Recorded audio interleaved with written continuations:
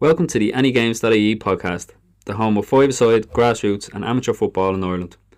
Our goal is to build a community, connecting people in Ireland through football, discussing the latest news and developments across the country and interviewing the people behind local clubs and organisations, with some Premier League talk in there too. You can catch all our episodes on Spotify and YouTube, get involved in our community on AnyGames.ie and find us on social media through Facebook, Instagram and X. If you like what you hear, follow us, give us a like, and get involved in the comments. Now, let's get into this week's episode.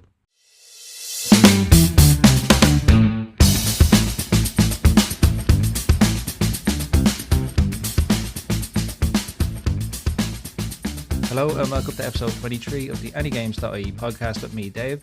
And me, Gav. And Dave, before you say anything, before you start making small talk, let's just get straight into how shit Spurs are. That's great. The fact that they're definitely getting relegated. It is amazing. It has been great to watch. I saw someone talk about it today.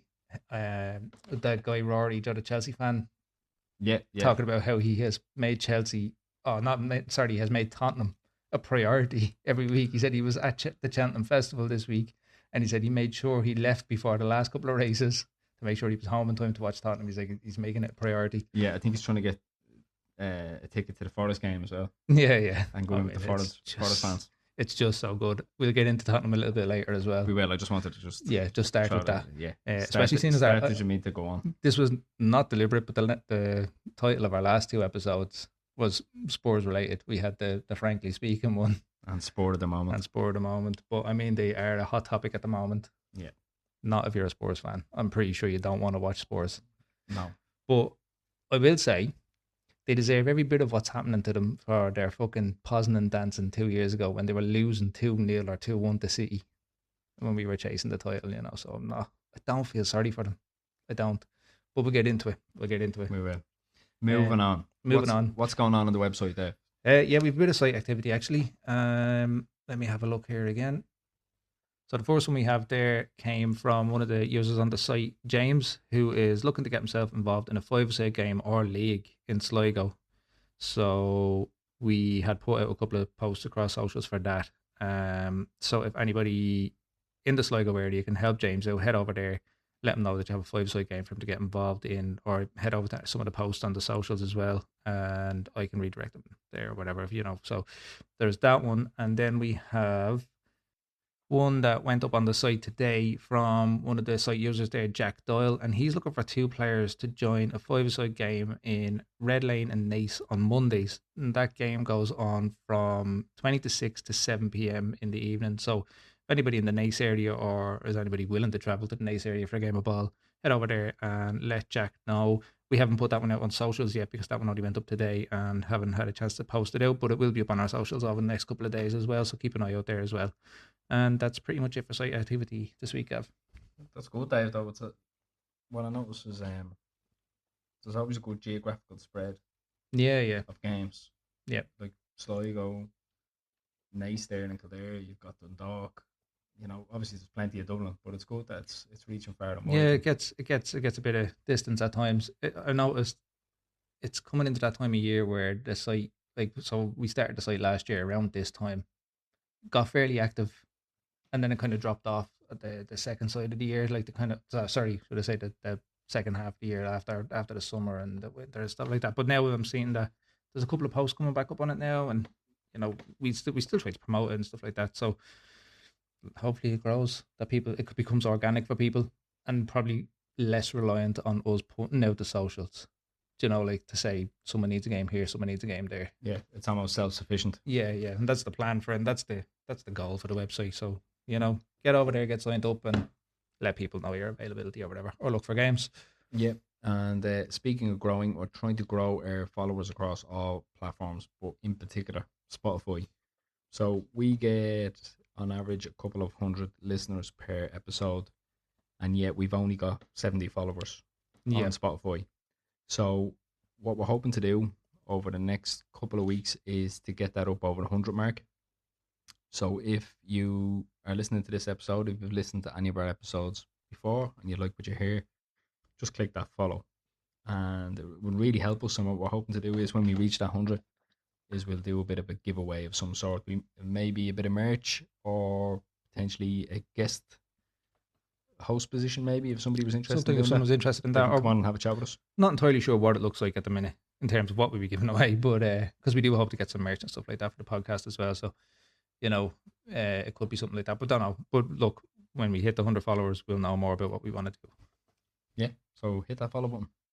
Something I want to just touch on there, Gav, as well, before we move on into other things as well. We have the amateur interprovincial tournament, which is on not this weekend coming, but the following weekend. It starts Friday, March the 20th, and it runs over the course of that weekend. And in that, we have the Leinster Select, the LFA Select, who we were out with ourselves, with Andy McNulty. Had a chat with him, and we were out at the game there a couple of weeks ago.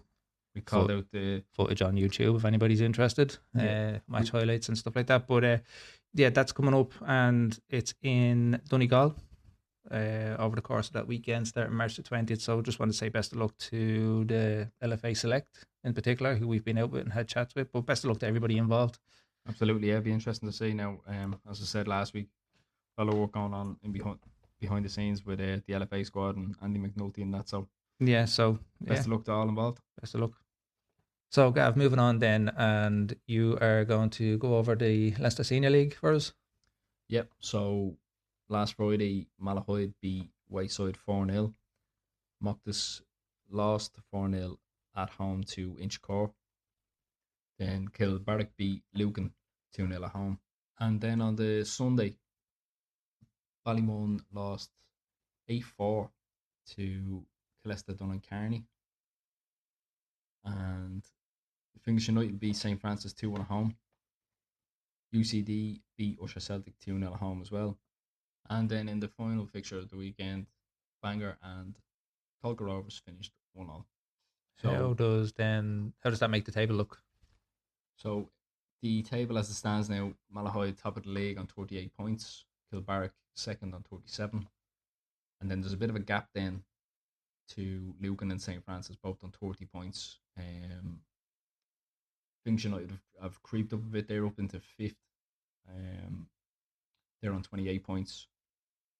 And then there's a couple of them, Bangor, Tolka, Inchicore, all on 27. Wayside then 26.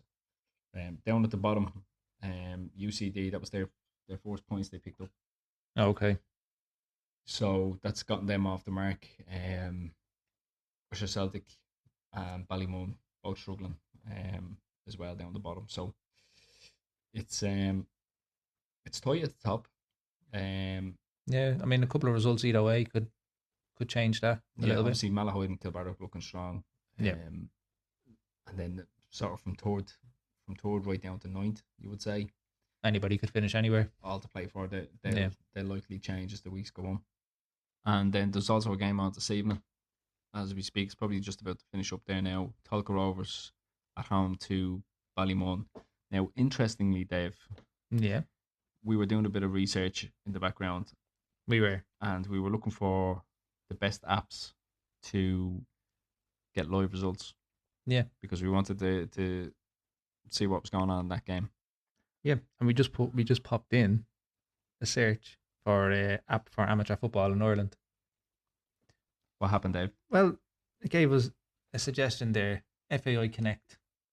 Right? Reasonable suggestion. Reasonable suggestion. Number 2, anygames.ie. No way. Yes. And it says, a platform for finding five-a-side games joining local clubs and community engagement in Ireland. There you go. So we're number 2 after FAI Connect. It's not bad going. It's not bad going. It says here, right? So when I put it into Google, it gave me the AI response. It's doing that automatically now for some of your searches. Yep. So I said, app for amateur football in Ireland. It says the primary official app for amateur football in the Republic of Ireland is FAI Connect, which handles fixtures, results, standings, and team lineups. For playing apps like GoodRec, whatever, fuck them, formerly Just Play, and anygames.ie help five-a-side games and local teams in Ireland. So yeah, good news story there for anygames.ie, Gav. Yep.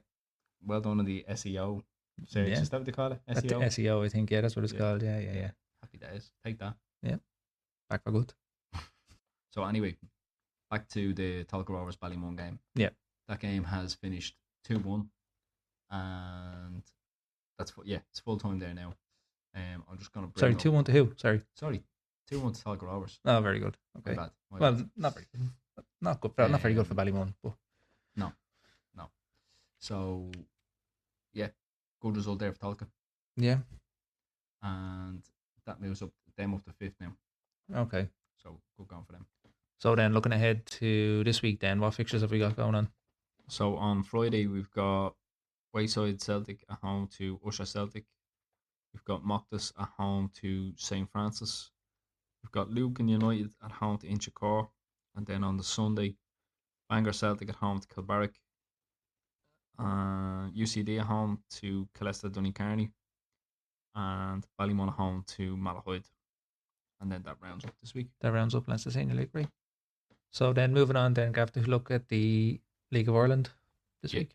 Yeah. So Bowes beat Waterford away 1-0. Continuing their good form. Yeah. Galway and Dundalk finished 2-2. Rovers beat Derry 1-0. And I'd say probably game of the weekend was Pats and Shells. Pats and Shells. Was that the one played on Monday night? No, sorry. That was Shells and Rovers. Oh, okay. Right, sorry. So Shells had to play Pats first, and Pats got off to a good start, 2-0 up. And Shells came back. It was 2-2, 93rd minute. Pats go and get the winner. Nice. So big result there for Pats. Yeah. And then, as you alluded to there, Shells played again there on Monday. Played against Rovers, and that one finished 2-2. One result that we did skip as well, Sligo Rovers beat Drogheda 2-1. So if we take a look at the table then, the Mighty Bows sitting on top. Still sitting on top.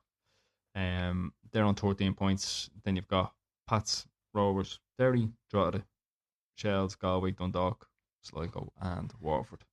How far? What's the points gap? I know it's early on. What's the points gap there at the top for Bows? Bows are on 13 at the moment, and then Pats and second are on 10. Okay, both have played 5 games. So yeah, shaping up. I have to say it's from the games that I've seen and the highlights and stuff as well. It's the quality's pretty good. It's an exciting start to the season, I have to say. Yeah. So Gav, moving on to in the news, and the first piece we should really talk about is the launch of the FAI's new strategy for 2026 to 2029, which came out yesterday. Yep. As of the 10th of March. It's called "It's Time to Change the Game." Yes. Yeah, I've had a read of it, Dave. Yeah. And for me, there's a lot of buzzwords in it. Now, I'm only kind of reading the FAI's own summary on it. Yeah, like their mission statement sort of thing on it. Yeah, exactly. Yeah. And it highlights the fact that Ireland are the third most underperforming in terms of football based on UEFA's audit, I think, wasn't it? Yeah, so like they look at things like the participation in the game, the number of clubs, facilities, all that sort of stuff. Yeah. In comparison to how the national team then performs on the international stage. And obviously we've been saying it for years. It also looks at things like how the League of Ireland's operated in terms of the number of staff, the amount of financial revenue involved, all that sort of stuff. You'd nearly think they'd gone back and listened to some of our earlier episodes. We've been talking about this on the podcast since the beginning. Can we take credit for this new strategy? Can we? Well, seeing as we're showing up online as a place to go for amateur football and stuff, So, what did you make of it, Dave? Reading it? Exactly the same as you, Gav. Buzzwords and kind of stats, saying the right thing, and like yourself, jobs we've worked in, stuff like that. You read these mission statements, and they all read kind of the same. They're just on a different template. This is a Spartan one. Do you know what I mean? Where so one of the things I saw earlier was like the vision and the goal. I hate things like that, but anyway, this is what it says. It's like to inspire a nation and connect communities through positive football experiences, achieve consistent qualification for major tournaments with Ireland's international teams, driving national pride and success, shift from reliance on overseas systems to a unified modern domestic development pathway. All sounds very good. Yeah. All sounds pretty good. And then you have the three core priorities of it, which is to get girls and boys playing more football, develop facilities at every level, and growing talent through the League of Ireland academies. As I said, all of which we have spoken about on here, things that don't happen. Yeah. Like Something for me, I don't want to be coming on here every week and speaking negatively about the FAI, but it's all based on what's gone before us, Yeah. right? And what's gone before now. And I feel like we've seen stuff like this before. And for me, like on one hand, they are launching this new strategy, and anybody can write words on a piece of paper. Mm. But on the other hand, they're also struggling financially, and they're letting people go and having people reapply for their own jobs and all this sort of stuff going on in the background. Yeah. Like for anybody listening, like we support the FAI so much as we want to see them succeed, Well, because because a it successful football association in Ireland means a benefits successful everybody. game.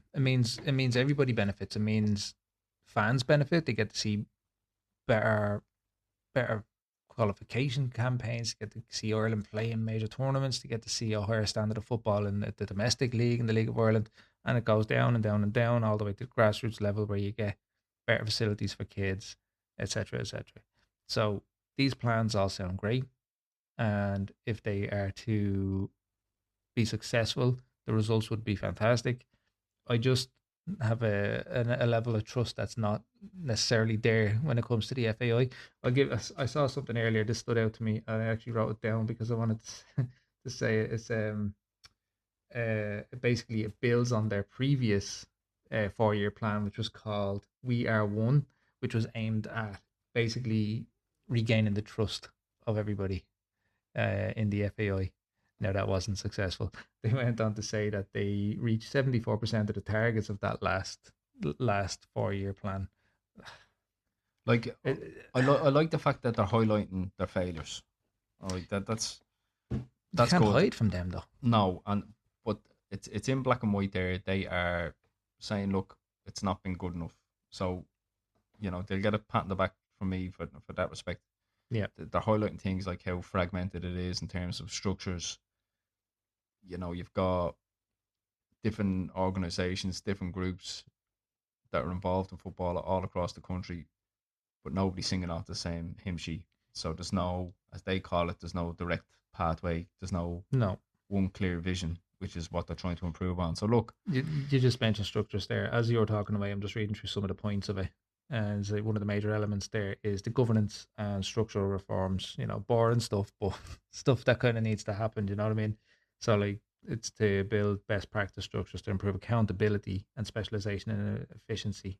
I suppose the accountability thing there is important. yeah, I think there has been what would appear to be a distinct lack of that when it comes to the failings over the last God knows how long when it comes to football in this country. yeah. What I'd like to see from a coaching perspective is more coaching courses being ran. Mm. The likes of your PDP ones and twos and whatever, and get all coaches to a certain level, just the basics. Yeah, to have a Um, baseline level of coaching. have a baseline level of coaching. Not everybody needs UEFA licenses. No, They just need a structure. Now I know they do whole workshops, but I think they need to do a better job of getting the word out there, because anytime I hear these workshops, they're all very last minute. You need to be following somebody. You need to be like, I have the FAI Connect app, yeah, and I have my own account as a coach, but they're not very engaging. There's not a lot of interaction there. I don't feel anyway. no. And as you say, if something like that comes up last minute Yeah, and it's something you'd be interested in, but you can't do it because you've just heard about it and you've no time to plan and you've no time to kind of box things off if you want to go and do these courses, you know. yeah, and I feel like if they have this, one clear vision for everybody, I think starting with the coaches is a good place to start. And then allow it to filter down Yeah. into the players. Like if they have a certain pathway in mind, if they say, look, this is where we want all leagues, like let's say you have the DDSL, you have the NDSL at schoolboy level, and then you'll have each county's equivalent. Yeah. Let them all have the same sort of structure, or within the parameters in terms of involvement. Like the numbers that of people that play football in this country, it's the highest played sport in the country, and yeah, we struggle to qualify for competitions. It shouldn't And be the case. And we've spoken about the LOI before. Massive resurgence at the moment, but it's been failed time and time again, and it hasn't had the investment, and that's where the Football Association needs to come in and put that right. Yeah, and it's not going to happen overnight. It's one of those things. If you put the work in on the grassroots level and build it from there, eventually that's going to filter into the League of Ireland, and there's going to be a higher standard of player going. And that's I don't say that to be disrespectful to any players in the League of Ireland at the moment. I don't mean it that way. I just mean you're raising the bar from the ground up. But I don't. Yeah, I understand what you're saying to a degree. I don't think like the standard is quite high at the moment. But I know if you're comparing it to the likes of the Premier League and whatever. Yeah, no, but you're talking about, it all comes down to finances.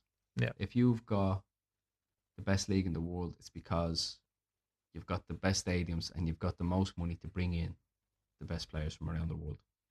And that's where the LOI suffers. The investment hasn't been in there for most clubs for stadiums. They don't have the capacity to have as many staff. The list is endless, but it all comes down from a governing body. Yeah. I think for too long the FAI was focused on international football. Yeah. And the gravy train. The issue that came with, yeah, absolutely. But the issue is, obviously we had that period in the 90s as well. Most of those lads were English. Were of English, they were English, with some Irish heritage built in there, and that got them into the squad, and that's, that was a bit of a golden generation. Like, and we still see it from time to time now as well. But there was no thinking at the time,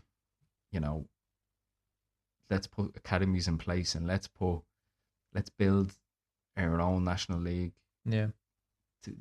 And get that to a standard where we can continue this international qualification. Yeah, I mean, if everything had been done correctly then, as you say, during the 90s, even into the early 2000s, if things had been properly done then, when Ireland were relatively successful. Yeah, look, there's a long history as to why it's not all the FAI's fault.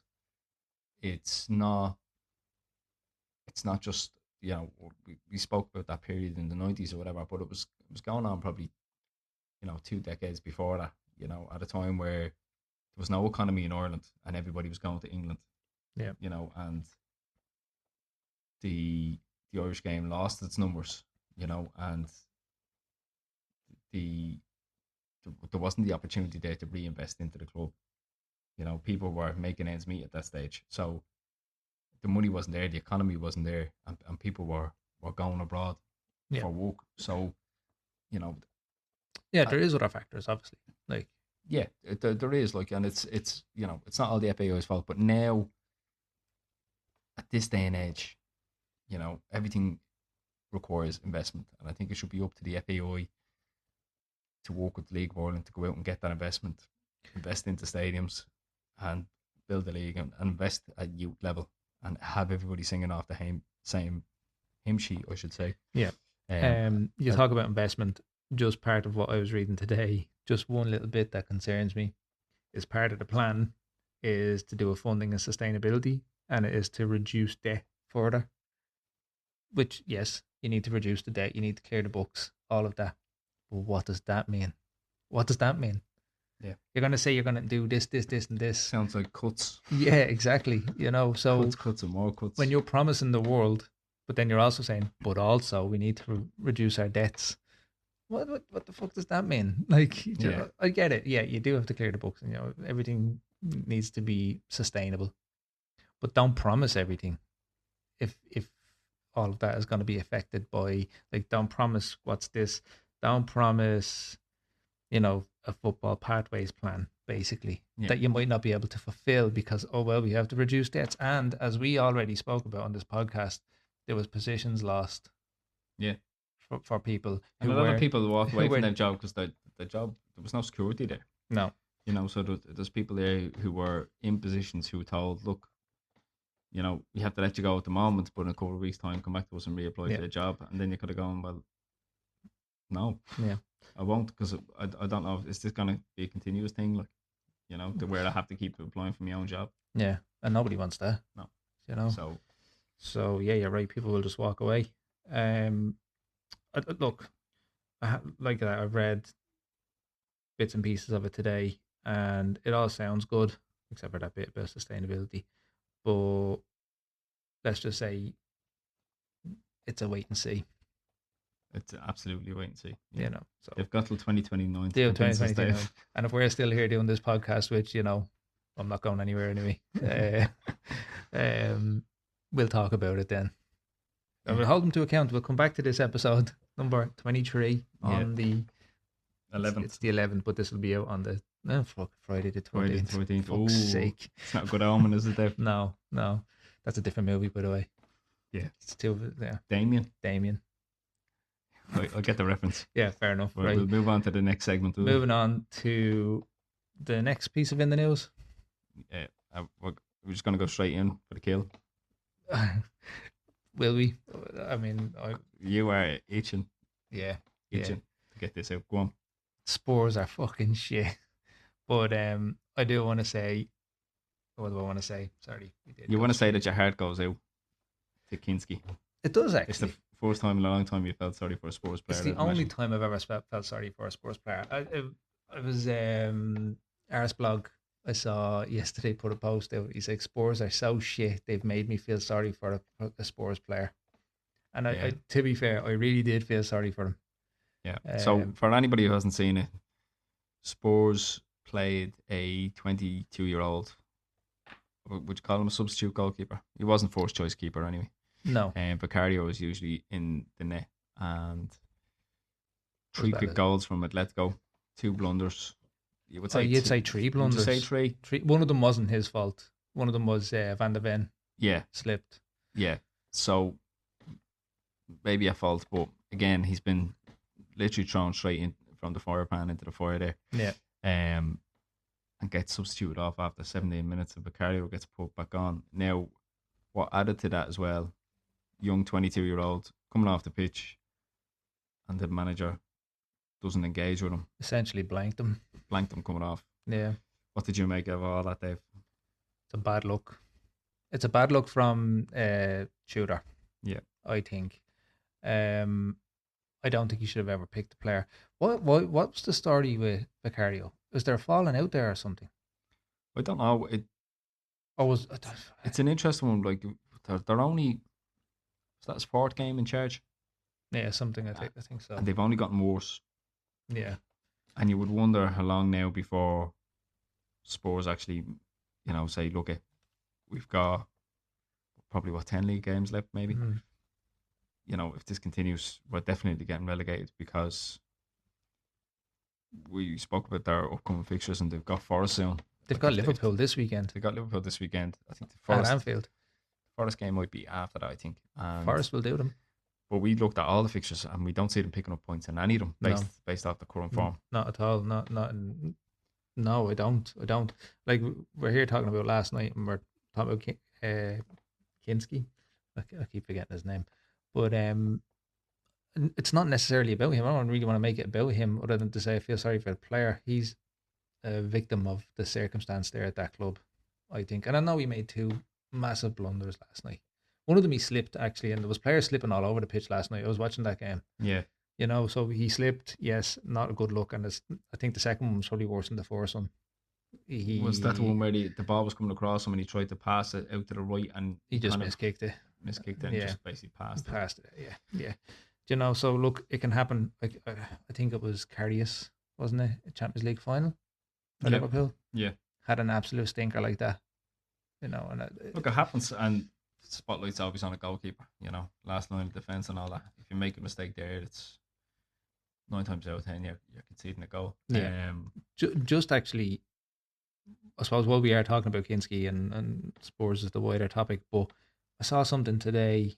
It was on a Facebook post about David Connolly, former Ireland player. Yeah. His take on it. I want to know what you think. So it comes from a page, 90s football. They say David Connolly didn't hold back after last night's game, claiming modern players have become woke when it comes to being substituted. The former Premier League striker pointed to the reaction of Tottenham goalkeeper Antonin Kinsky, who looked visibly emotional as it had been taken off against Atletico Madrid. For Connolly, moments like that show how much the mentality around substitutions has changed compared to his era. He shared a story from his own career, recalling a huge World Cup playoff where Republic of Ireland manager Mick McCarthy made a tough decision and took Robbie Keane off instead of him. Connolly also remembered being substituted himself in the first half of the qualifier, so Noel Quinn could come on and change the tactical approach. His view was simple: that's football, managers making decisions, players should get on with it. Okay, so I don't agree with that whatsoever. No. He's referencing a time when he was substituted, right? Yeah. But he wasn't substituted in the 17th minute for after causing 2 or 3 goals. Yeah, it just seems a bit like a brain dead comment. And it's not as if the young lad went off and threw his toys out of the pram and has been out in the media and has slammed everybody. He hasn't done that. He was upset. He's 22.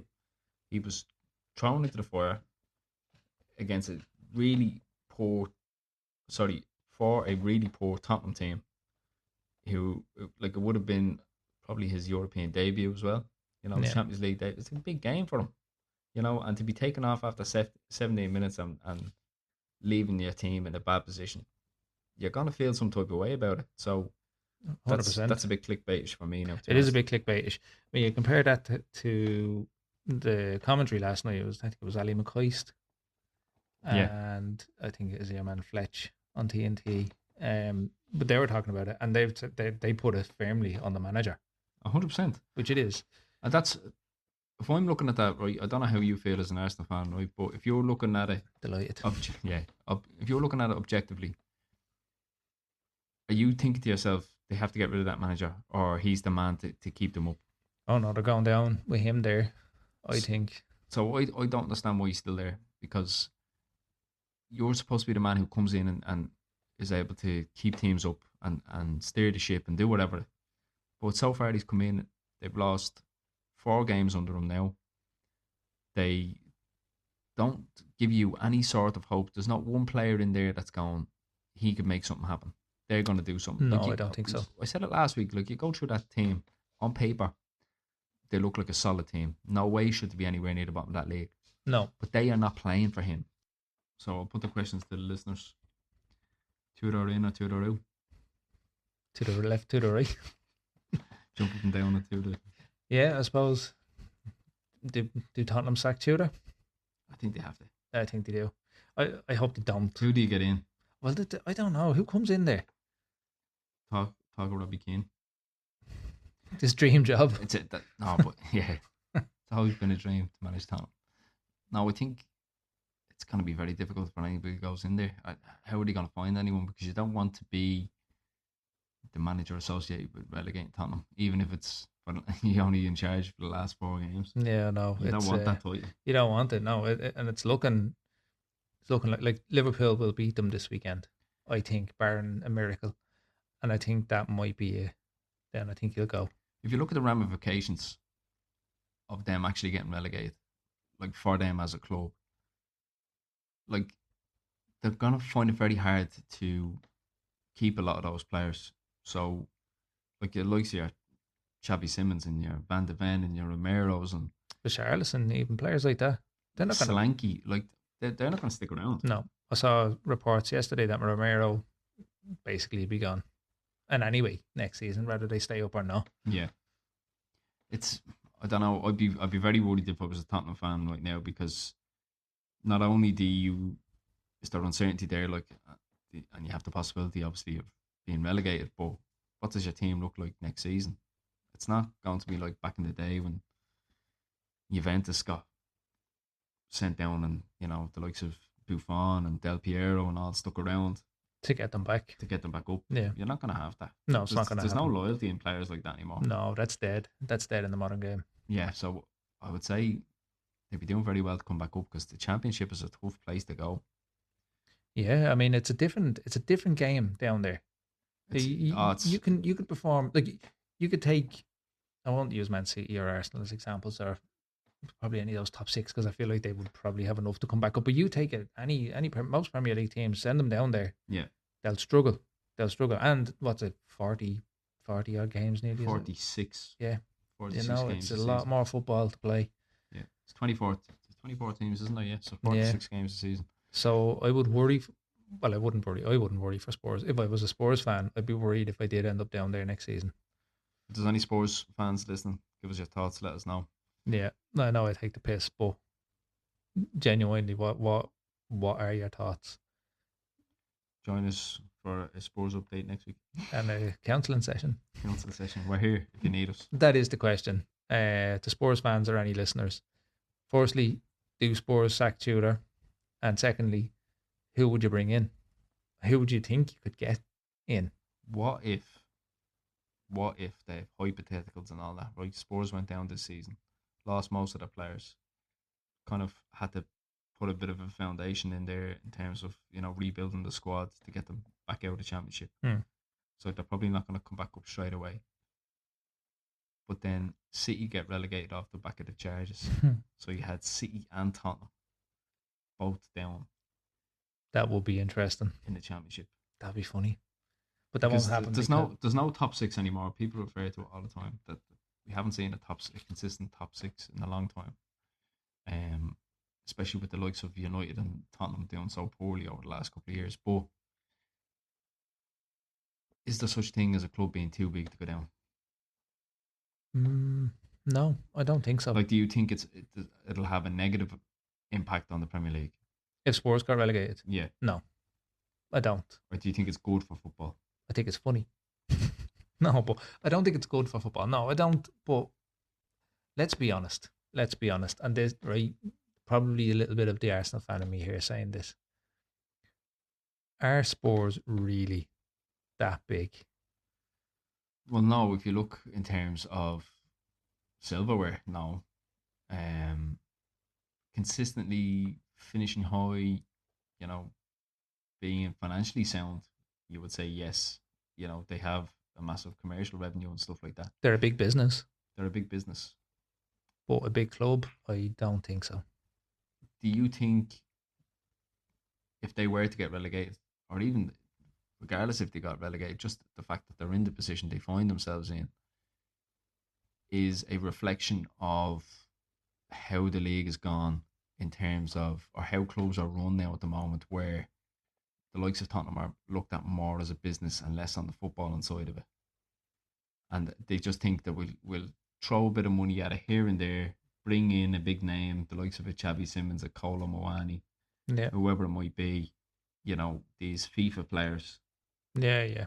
And not have the footballing background, the footballing infrastructure to have a board of it, like a sporting director or whoever it might be, to look after the footballing side, that they're putting it almost the business first, footballing second. Yeah, I kind of think so. I think they could be a great case study as to what not to do in terms of, yes, everything's great, the books look great, finances look great, but as you say, where's the footballing structure? Who's running the football side of things at that club? Should they have sacked Ange? No. In hindsight, should they have sacked Ange? No, I don't think so. Ange, I think, maybe suffered from, I suppose, the fact that Spurs are toxic at the minute. Yeah. They've Ange, Thomas Frank, now Tudor. There was someone else before that as well. It's been mediocre for so long. I think the last good manager, not the last good manager, because it's hard to say these managers aren't good when you see what they've done at previous clubs. But the last time they looked like a team who was maybe able to take that next step was under Pochettino. Yeah. But again, then they didn't back Pochettino financially. No, they failed to do what they could have done. Yeah. They nearly won a Champions League. You know, like under Pochettino. And then they sacked them. Yeah. For having a kind of a bad run. But I mean, fucking, they'd have him back now on that run now. Yeah. Well, I don't know if anybody would have Pochettino these days. He's not really setting the world alight. Maybe they could have him back. Because who else goes in there? Harry Redknapp. Harry Redknapp. Yeah. I'm a Premier League manager. Out the car door. Yeah. Get Crouchy on. Big Sam. Give it to Big Sam till the end of the season. Yeah. You know, a couple of packets of pork scratchings and a pint of wine, and he's your man. He's your man. That's it. You know, maybe an brown envelope. I'd love to play for Big Sam. Yeah. Oh, yeah. Say some crack. Get Roddy Collins over there. Jesus, do you imagine that? Man, he would shake that dressing He room fucking up. would. I'd be. But you see, do you know what? elbows. A Premier League footballer wouldn't respond well to someone like Roddy Collins. He'd be too fucking straight for them. Do you know? Do you know what I mean? 100%. And then, could you imagine him on the sideline as well? He'd be sent to the stands after the 5 minutes or abusing the linesman. Yeah. It'd But, be probably the first case of VAR. Be great entertainment. Yeah, Be first case of a VAR check on a manager. There was mention of just actually on Roddy Collins. What a character, man! I love Roddy Collins. Great crack album. Even just listening to him talk stories and all. Yeah. He always talks sense though as well. Yeah, even on podcasts and stuff. You know, he always has a story. Like you know, he's good. But just back on Spurs, there was a hypothetical mention of the likes of Glenn Hoddle. And the point that was made against that would be most of them players don't know who Glenn Hoddle is. That's true. And has he been too long out of the game as well? Well, like you look at the Tottenham players now, they're not playing for this manager. They didn't play for the last one either. No. So it needs to be somebody they're going to respect and going to listen to, and somebody's going to be able to get a tune out of them. And who's available? Who's going to do that? Who's going to go in there and go, listen, lads, you need to give you a heads a wobble because you're not running as much as the opposition teams. You aren't putting in the effort. If you don't put the effort in over the next couple of games, you're going down. You're going finding a new club. And you nearly want to be saying to them, like, you're a professional footballer. Have some pride in yourself. Yeah. You might think to yourself, oh, look, we get relegated. I'm going to get moved regardless. But think of the Tottenham fans. Think of the people who are paying to see it every week and how poor you've been all season. You haven't won a game in 2026. Yeah. And you call yourself a professional footballer. Do you know what I mean? Have some pride in your work. I even think, like, do you know what? You say they haven't won a game in 2026. That even makes it sound better than it is, because I think it's a good bit before the turn of the year since they have won a game as well. Yeah, it's poor. It's just poor. And this is why we said, I kind of touched on it last week. I said there's a very real possibility that they do go down because West Ham and Forest are picking up points and they're not. Let's do a little exercise here, will we? I'll pull up Spurs' remaining fixtures and you tell me whether you think it's a win or a loss. Go for it. Right, so I just got them up here. So we'll start with this Sunday. They are away to Liverpool. Liverpool at Anfield. That's a definite loss for Tottenham. Yeah. Then the next game is Atletico Madrid, Champions League. They're already gone. Essentially, yeah. It's another loss. Right. And then it's all Premier League. League. They might win the game, but they're getting knocked out. Yeah. No, it's all Premier League from here on in. So the next game then, they are at home to Nottingham Forest. Like you would say, with most teams you go at home, you'd give them a chance. Spurs actually seem to play worse at that Tottenham Hotspur Stadium. Yeah. They actually seem to play worse, and it's almost like I guarantee you, if Forest score first, the crowd will get onto them. Yeah. The crowd will start leaving. Yeah. And it'll zap the energy and any sort of hope out of that stadium, and before halftime. You talk about momentum and stuff like that as well. Two teams going into that game. It's a 6-pointer. It's a 6-pointer, but you would have to say that the team in the better form is Forest. 100%. You know? So the next one after that then, they're away to Sunderland. Yep. Well, Stadium light, yeah. I wouldn't call it a fortress, but it's a tough place to go. They'd be lucky to get a point out of that. Yeah. Then they are at home to Brighton. Yeah, Brighton are hit and miss. Yeah. They have been hit and miss this season, but Yeah. Dave, we don't even have to go through all this. They're going to struggle to pick up points against any team in the Premier League. I'll call out the rest real quick, right? Go for it.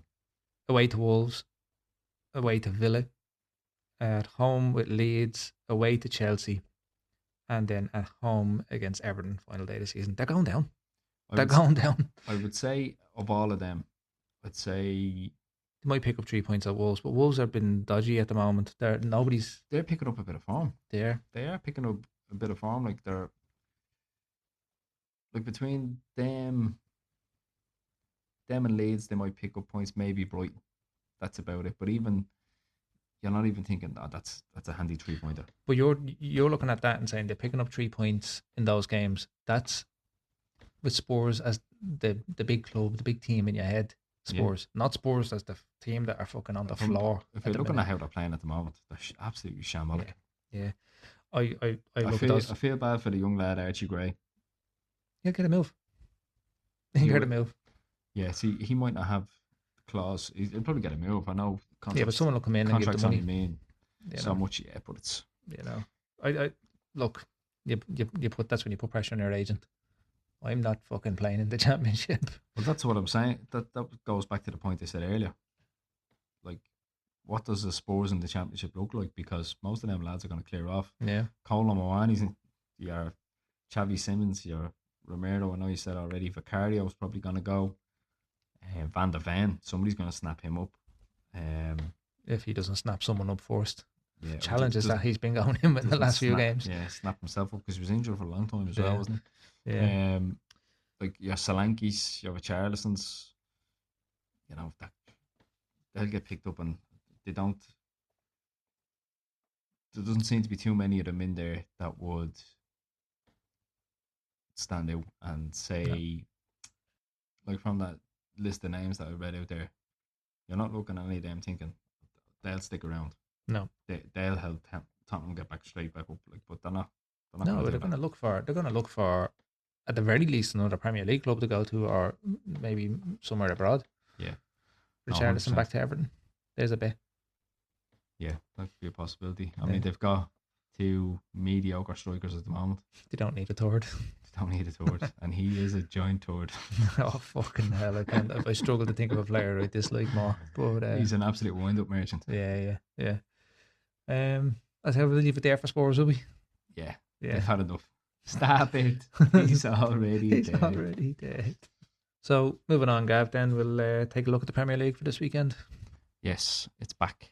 It is back. Being a United fan, when there's any sort of break, whether it's FA Cup, International, whatever, it just feels like an eternity. We do. And we do have an interlull coming up. Yeah, I'm not looking forward to that. No. Well, actually, do you know what? I am. Well, no, because there's an interest in this one. There's an interest. Yeah. Usually, we're just going through the motions. Yeah. You might throw the match on just because it's on. Just because it's there. Doesn't it? Yeah, we're not always playing for something, but we'll have a look at Ireland next week. Yeah, absolutely. So Saturday, Burnley and Bournemouth at 3:00. Sunderland, Brighton, 3:00. The 5:30 kickoffs are Arsenal, Everton, and Chelsea, Newcastle. Any standout fixtures there? Obviously, you're going to look at the Arsenal game there. Yeah, I'm looking at those. A tough game. We should win it at the Emirates, but we don't look good at the minute. No. We're scraping by. We're getting results here and there, but I think played Leverkusen this evening. Played Leverkusen this evening. I swear to God, the first 45 minutes is probably one of the worst 45 minutes I've seen all season from us. With the exception of maybe the defeat to Wolves, where we were terrible as well. What do you think it is with Arsenal? Do you think it's pressure, or do you think it's a bit of burnout, or a bit of both? I think a bit of both. I think you're right when you say a bit of both. I think they're looking a bit leggy. Yeah. In games. That inability to break down teams sitting deep is continuing to plague us, and we're still relying on set pieces. We got the draw tonight at Leverkusen, very undeserved penalty. I don't even know how VAR looked at it and still gave it. You'll see it. You haven't seen it yourself, but it wasn't a penalty. But do you think because Arsenal haven't won it in so long. These players have never won it. That does that the pressure is leading to mental fatigue, which results in physical fatigue. I think so. And they're getting so close to the end now that they've been kind of carrying this pressure for so long. I think I'd say it's probably 80% mental at this stage. Usually, when you look at a team who is top of the league, top of the Champions League group, fighting in all competitions, they're in League Cup final, FA Cup quarter final. Usually, that kind of momentum carries teams, and it gives them a boost of energy. Arsenal are playing like a team who are chasing that. Like, if you know what I mean, they're second chasing first. They're, just trying to scrape results here and there. Yeah. They're not playing with any sort of momentum. They're just concerning me. I don't know. I'll see on Saturday. If we look good against Everton, I say this every week, I'm very pessimistic, but that's just the way continue to get Arsenal fan. Yeah, we continue to get results, and look, we win again. It's another step forward. I'm just looking at this Chelsea Newcastle fixture. I don't know if you've seen the Newcastle game yesterday evening against Barcelona. No, I didn't. They played really well. Very unlucky not to come away with the win because it was a last minute penalty, wasn't it? Yeah, I think it was Malik Chow stuck a leg out on Danny Olmo. But Barcelona didn't really create much throughout the whole game. I mean, Newcastle got in their faces. They'll have to go back now, go away and play them. And it's going to be a tough place for them to go, It will, but I think that Newcastle will do the same job there. They will, but it's not the same as having the St. James's Park crowd. No, and in fact, it's like the flip side. The atmosphere was electric. You could feel it through the telly. Yeah. It's the flip side now. It's going to be Camp Nou, and I'd like to see them do it. I'd like to see them do it because for Barcelona, as big as they are, the players that they have, they should be really putting Newcastle away. They should be, but and you expect. I don't know whether they have that mentality sometimes where they're nearly conserving their energy for the home fixture. They're nearly saying to themselves, right, we just get away with not losing because they had done nothing. And then as soon as they went 1-0 down and they only had a few minutes left, it was like, wait, let's get a goal. Yeah, they decided that they were going to get a goal and they went and made something happen and you're thinking to yourself, why didn't you do that beforehand? Yeah, it's an unusual one there. It was like they had the mentality just not to lose that game, get out there, get them back to Barcelona, and we'll finish off the job there. I'm looking at that one anyway. The Chelsea Newcastle. I think it's a draw. Has draw written all over it. I think. Yeah, I'd say so. I never gave a prediction for Arsenal Everton either. I'll say Arsenal win. Sorry. Sunderland Brighton. What do you reckon? Sunderland win. They're at home. Burnley Bournemouth's actually an interesting one. How was that? Where are Bournemouth? Oh, they're firmly mid-table, but yeah, I suppose there's jeopardy there for Burnley, isn't there? But they're kind of gone though, aren't they? They kind of are, but they're still playing football, which is what I like. They they seem to be playing for Scott Barker. He, comes out, praises them every week, and they show up. It's mad because they're almost certainly going back down. But they're not playing like a team who have been defeated. The heads haven't gone down, basically. Where you compare them to Tottenham. Yeah, I don't want to keep mentioning Tottenham, but they've given up already. Yeah, and they've still something to play for, which is madness. I think Burnley win that game. Yeah, the late kickoff then is West Ham and City. It's a big one. It is. And in normal circumstances, I'd say City win easy. They just have to come off the back of a bit of a hiding from Real Madrid there. Yeah, so they might want to bounce back from that, Ari. Yeah, or they're licking their wounds. Yeah, West Ham are fighting, aren't they? Yeah, but we were talking about Forest already. Like Forest drew 2-2 with City in the last day out. So yeah, we could be looking at something similar. Fingers crossed. From my perspective, that would be a great result. That's a double whammy for you. That is a double whammy. If West Ham get 3 points there, 3 points there, that's a double whammy Tottenham for you. Lose to Liverpool on Sunday, and we win at Everton. That's the perfect weekend. Everybody else can do what they want. I don't care about the rest of the I'd, results. I'd be happy with all of that except for Liverpool winning. I could understand that from you, the United fan, but come on, you have to be rooting for the Spurs relegation just for the spectacle of it. Yeah, I wouldn't say I'm rooting for it, Oh yeah, but I'm intrigued by it. yeah. It's a big story, isn't It's it? a big. It Who was feels it? like it has a bit of Someone said the other day. weight behind it. Put a bit of weight behind a few points. You know the kind of way. Yeah. Bit of weight. Someone said it. Someone said maybe it was Talksport, which I don't really like Talksport, but I think it was them who were talking about it, and they said that maybe it wasn't. Anyway, basically, Tottenham getting relegated would be a bigger story than Arsenal winning the league this season. And I'm the Arsenal fan here. I'd be inclined to agree with Not a bad that. show. It's not a bad show. No, Because I think that serves you as well, though. yeah, something to take the limelight off us. People are looking at this other story. Not even that. I just think when it's all said and done, and everybody's played the 38 matches, and if Arsenal lift the Premier League, to have the big story be Tottenham, I think is good for you, because a lot of the narrative around Arsenal potentially winning the league is that it should have an asterisk beside it because That's a lot of bollocks, the rest of the though. league has been shit, and you're doing it illegally because of your set pieces and how you manhandle goalkeepers and all this sort of stuff. And a lot has been made of it. So maybe some of that goes away if the Maybe. focus is on Tottenham. Just while you're on that subject, because for me, and I know I'm biased, but that's massively overblown, all that shit. Oh, it is 100%. Like I think if you end up with the most points at the end of the season, you deserve to win the league. It's plain and simple. It shouldn't have an asterisk. It shouldn't have, even Wayne Rooney was talking about. I saw his comments on this about Man City. Oh, sorry, yeah. And they were kind of saying like, because some of the charges go back as far as when Rooney was still playing, and potentially cost them an extra league title or whatever. And he was kind of going, it's not the players' fault. It's not Man City's players' fault. No. Like, it's still 11v11 out there. Yeah. They play better than we did, and that's all it came down to.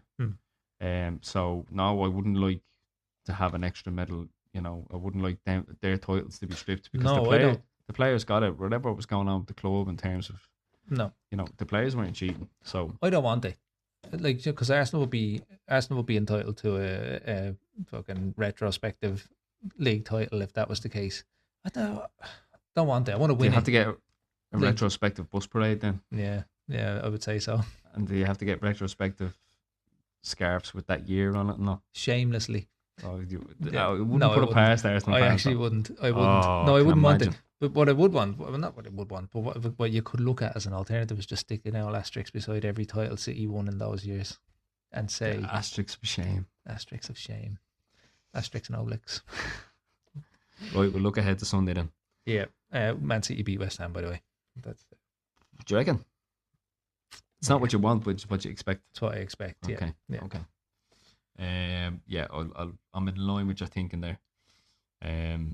Looking at Palace Leeds 2:00. What do you reckon on that one? That's a draw. Yeah, are you just gonna say that for all of them, Dave? No, that's a draw. I'm looking. When I look at these 2-2.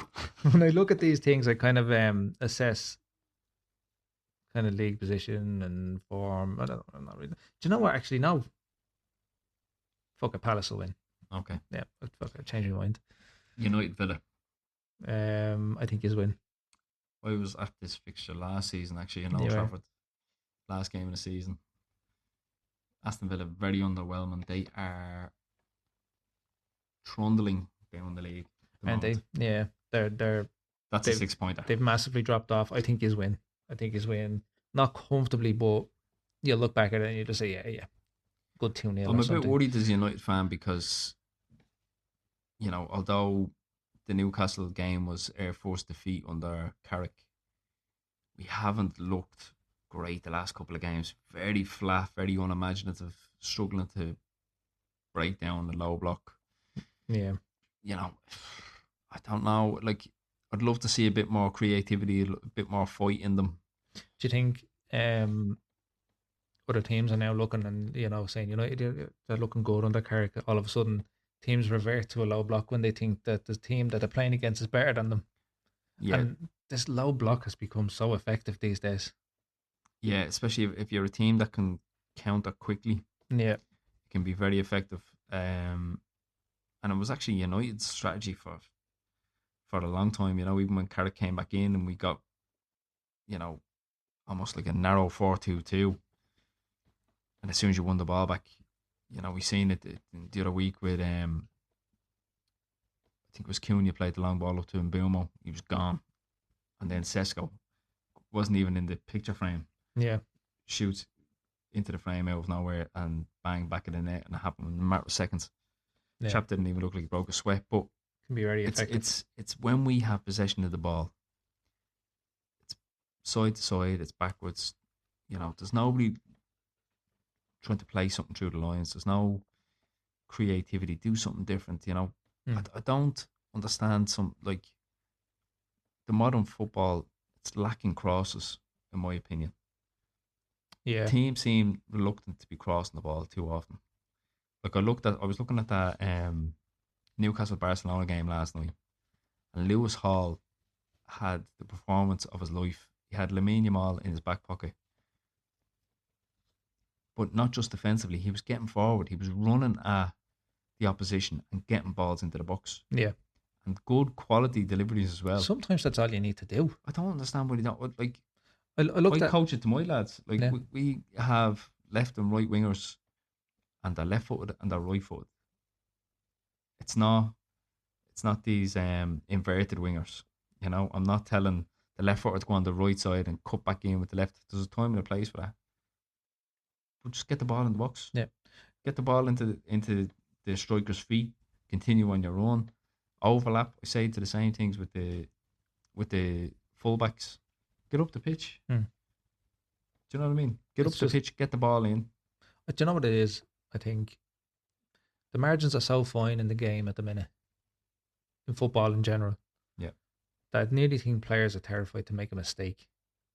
So they overanalyze everything and they recycle. This is my opinion watching Arsenal anyway. It's like any minor mistake can be punished, even in the final third. You make a mistake in the final third, and all of a sudden the team has countered on you, and you're done up the other end. Yeah. I nearly think that the fear of making a mistake and getting countered on is so big that a player won't play the risky pass. Yeah, but I also think it's coached out of them, that individuality, of just doing something off the cuff, Yeah. having that moment of magic, Yeah. trying a flick or trying a Travella or whatever it is. Whatever it might be. Just do something different, catch somebody off guard. Like we looked at that Valverde hat trick.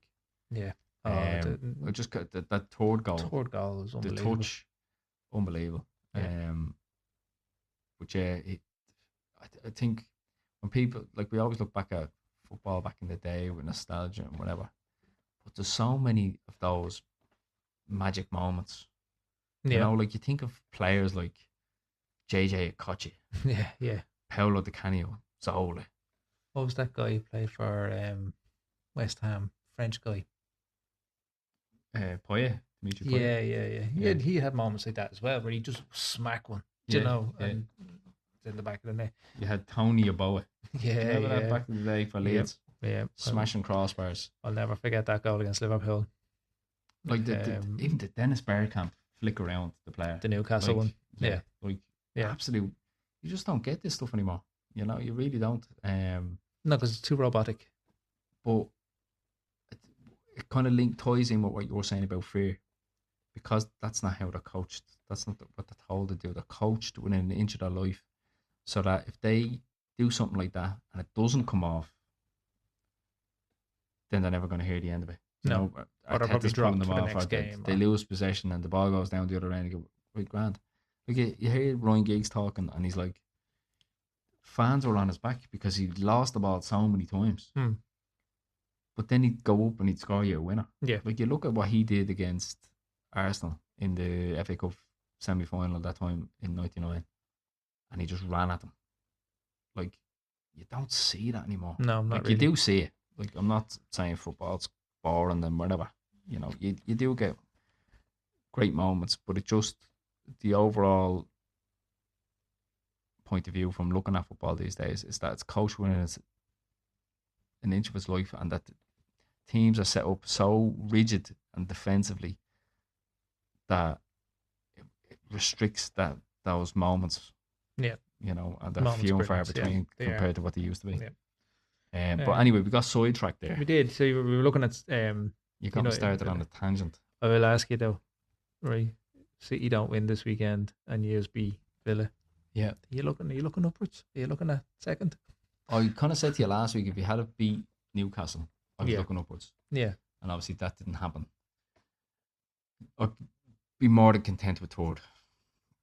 Yeah. I mean, that's More than content with third. So if we beat Villa and Newcastle beat Chelsea and Spurs maybe draw with Liverpool.